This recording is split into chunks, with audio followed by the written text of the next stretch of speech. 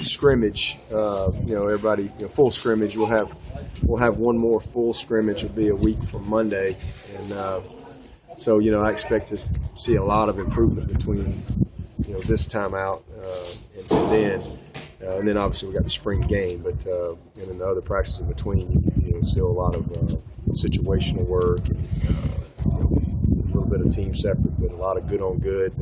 But as far as just getting out here, you can only have 3 full scrimmages. So this was a big day, to see them. This is kind of the halfway point. We're entering into the second half of spring ball, so I was pretty anxious to see them play. A lot of good things. Saw some guys make some nice plays. I thought our quarterbacks were solid. I thought Cole was incredibly confident, and Chad came in and did some things. And Tosh made some nice throws. Nick Schuessler went in, took his team down for a score. So, all of them performed well. The backs ran hard. Zach Brooks and DJ and Hot Rod all had some flashes. And but the thing I was probably most pleased with was defense.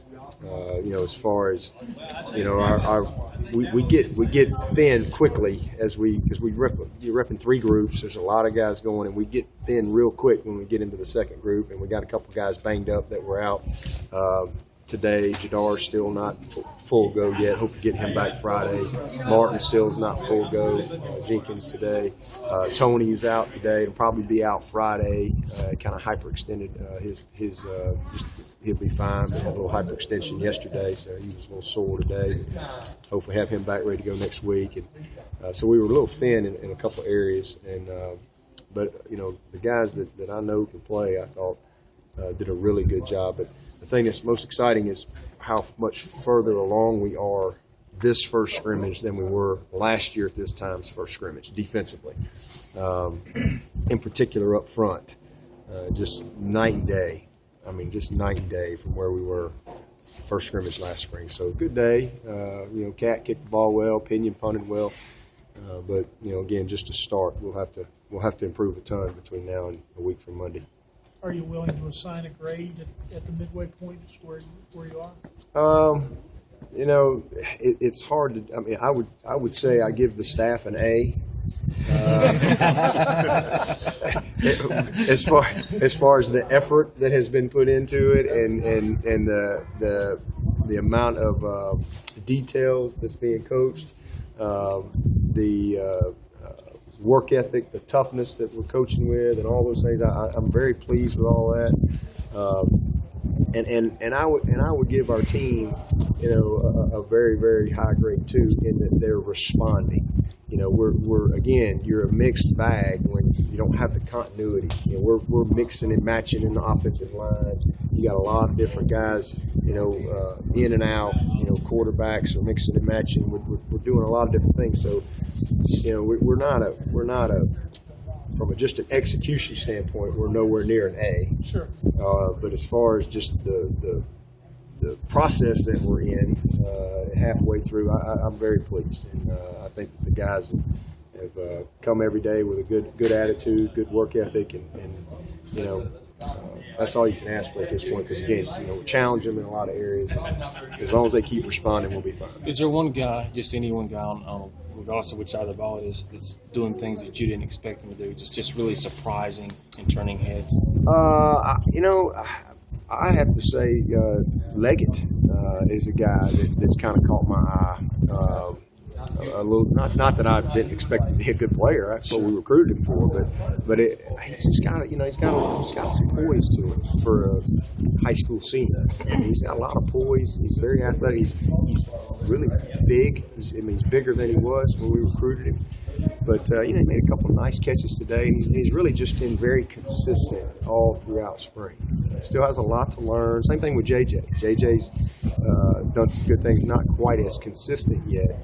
But, he looks like kind of a freshman that's getting better. Leggett, he doesn't really look like he just got here. And that's been a little bit of a surprise for me. But, all in all, I'm pretty pleased with a lot of these guys. If you ask me about somebody else. Kellen Jones is still a mystery guy to a lot of people. Can you give us any additional? He's a good football player. He's, he's explosive. And You know, he plays with a violent edge to him. He's got very good instincts, you know, for the ball. And, you know, I'm excited about him. He can play the Will or the Mike. You can put him in either one of them.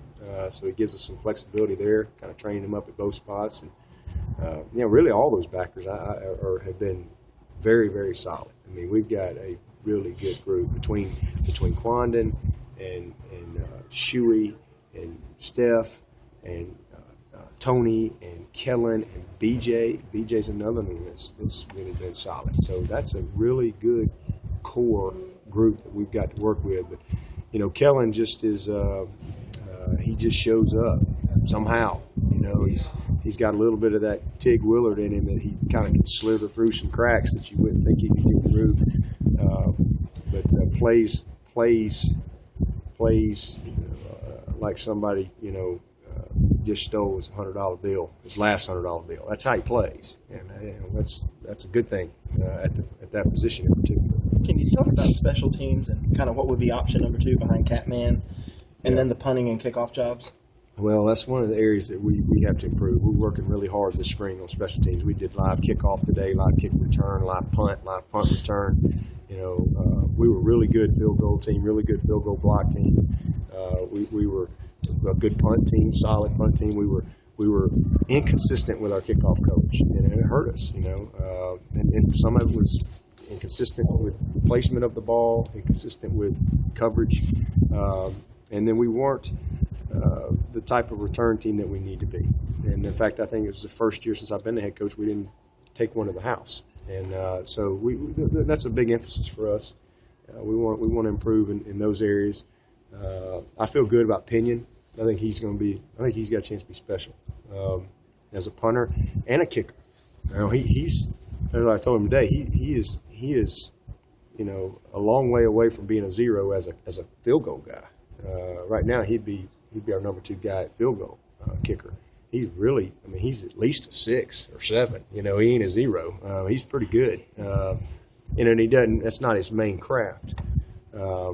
And Corbin Jenkins is another one that's stepped up and been solid. Doesn't have the range of the other guys, but he's steady. He's also holding for us. We're you know, working some different holders because we lost. You know, Spencer Benton was kind of a utility man for us. So Corbin and Pinion are holding. Daniel Rodriguez is holding, and then we've got Teasdale. I told him I wasn't going to learn his name until he got consistent. He just came out here a couple weeks ago. He's got a chance to be a solid backup punter for us, but you know we'll see how he does the rest of spring. Andy's his name, Teasdale. I don't know how to spell it yet, but he's not to that point yet. But Any update on Timothy? Giff, he's going to be okay. He's fine. He's you know, pretty much ready to. He's doing it, can do everything and all that. And Giff does not get the credit, you know, that he deserves. I mean, he really brings some stability to us. And today was a perfect example. You know, just not quite the continuity yet in the OL, and it's just a product of. We don't know yet. We're having to let them all compete, and you know, it might be a little while before we can say, "Hey, man, this gives us the best chance to win." We got to let them go compete and give them opportunity. How's McLean coming along? Good. You know, the thing about Mac, and he'll do some really good things, and then he'll take a step back, and then he'll take 4 forward, and then he'll take a step back. But the thing you got to remember about this guy now is. He got moved to the offensive line in the middle of the season, and never sat in a meeting with him. He's been a tight end, so his whole world changed. So this is literally his first opportunity, really, to be trained as an offensive lineman. Was bowl practice where he really got a lot of work, and now, so he's a work in progress, but he's a really good work in progress. He's going to be a good football player for us. No doubt about it. He's not a great player right now today, but we don't need him to be today. You know, we just need him to continue to come out here and be coachable and learn from his mistakes and keep getting better. And that's how he's wired. That's his DNA. That guy right there now, when it's all said and done, will be an outstanding offensive lineman for us. Can you talk about Martavis and his progress?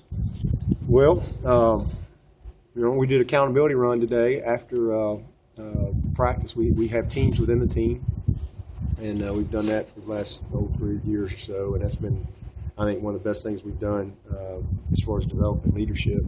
Is one of the things we do is right after the season, the new group of seniors, they draft their team, and it's interesting because the guys that get drafted last, they get drafted last for a reason, because it's not a track meet, it's accountability teams, and everything counts. It's your academics, it's strength and conditioning, it's the training room, it's everything counts. And his team didn't have to run today, so that's just a long way of giving him a compliment. I mean, he has been. I have had nothing on him, not one thing. January, February, and we're almost out of March, and so it's been almost 3 months, and I have not had boo from him, not one thing in any area. So I'm proud of him. I'm proud of him for because he's never been this consistent with his commitment, and it's showing up on the field. He's having probably the most success that he's had on the field as well. Had a great touchdown catch today, so I'm proud of him. But I'm still skeptical. I mean, hopefully he can continue to be committed. Got a smile on his face, just having fun, and love his body language and his demeanor, and that's a good thing for Clemson. He said today that he saw it slipping away, and it was painful to watch at the end of the season. Did you notice that? Yeah, I mean, it was. He was slipping. He had slipped. He grabbed there was one line hanging, and he held on, and he pulled himself up out of the hole. So, listen, I give him the credit. I mean, he deserves the credit because, it's like I tell these guys all the time. It's never too late to do what's right. It's never too late to do what's right, and it's good to see him, making the. And he's not a bad guy. I mean, he's not at all. He's just been immature.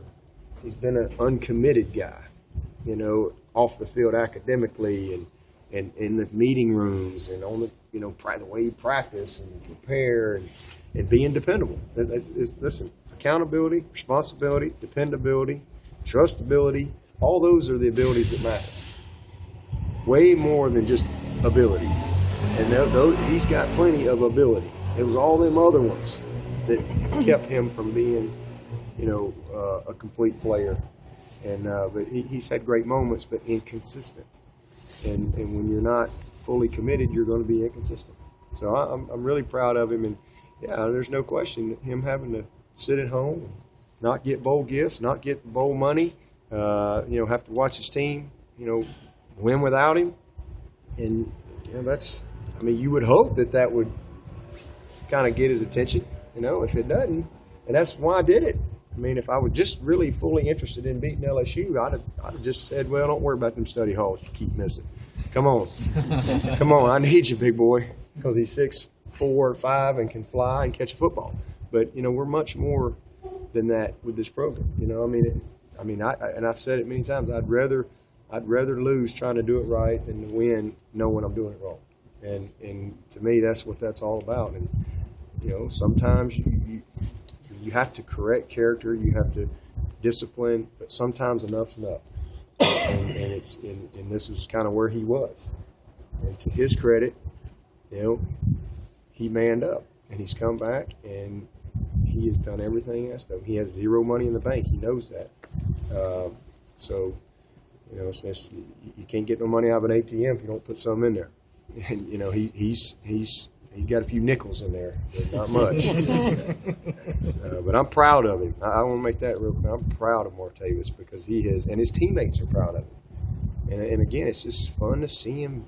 He's got a smile on his face, and when you all of a sudden you're committed, you start having success, and you feel good about yourself, and then your confidence grows, and then it just trickles over in all the other areas. So I'm really pleased with his 3 months that we've had, and Lord, man, I hope I don't get burned with my compliments of him.